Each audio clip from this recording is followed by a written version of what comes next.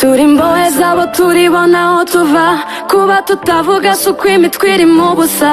Mu buzima ubu ndi umugabo arimenya, burya imitima yacu yuzuyemo amaganya. Turi imbohe zabo turibona aho tuva, kuba tutavuga si uko imitwe irimo ubusa.